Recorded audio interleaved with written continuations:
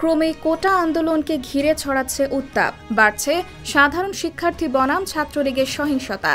সারা দেশে একদিনে ছাত্রলীগের লাঠি সোঁটায় আহত হয়েছেন হাজার খানেক শিক্ষার্থী। এরই মধ্যে কোটা সংস্কারের দাবিতে আন্দোলনরত সাধারণ শিক্ষার্থীদের ওপর হামলার প্রতিবাদে আগামীকাল বুধবার দেশের সব ক্যাম্পাসে বিক্ষোভ মিছিলের ঘোষণা দিয়েছে জাতীয়তাবাদী ছাত্রদল। মঙ্গলবার নয়াপল্টনে সমসাময়িক বিষয় নিয়ে সংবাদ সম্মেলনে একথা জানান ছাত্রদল নেতারা।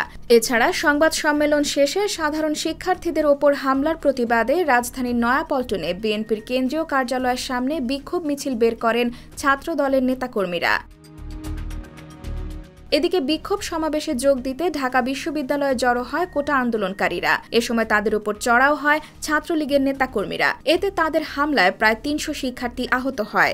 এমনকি রাতের বেলায়ও বিশ্ববিদ্যালয় ক্যাম্পাসগুলোতে অভিযানে নামে ছাত্রলীগ। এর প্রতিবাদে মঙ্গলবার বিকেল ৩টায় দেশের সব শিক্ষা প্রতিষ্ঠানে বিক্ষোভ মিছিল এবং সমাবেশ করার ঘোষণা দিয়েছেন আন্দোলনরত শিক্ষার্থীরা। এরপরও কোটা বাতিল না হলে সারা দেশে অবরোধ কর্মসূচির ঘোষণা করা হবে বলেও জানান শিক্ষার্থীরা। এছাড়া পরিকল্পিতভাবে বহিরাগতদের এনে সাধারণ শিক্ষার্থীদের ওপর হামলা চালানো হয়েছে বলে অভিযোগ উঠেছে। ফলে বিশ্ববিদ্যালয়ের প্রক্টরের নিষ্ক্রিয় ভূমিকাকেও প্রশ্নবিদ্ধ করেছে শিক্ষার্থীরা। তবে সম্প্রতি এই আন্দোলনে বিএনপি কিংবা ছাত্র দলের অংশগ্রহণ প্রকৃতপক্ষে ছাত্র সমাজের আন্দোলনকে সমর্থন করতেই নাকি রাজনৈতিক স্বার্থে তা সময় বলে দেবে। কেননা ছাত্রলীগ ও ছাত্র দলের সংঘাতের ভয়াবহতা সম্পর্কে সকলেই অবহিত।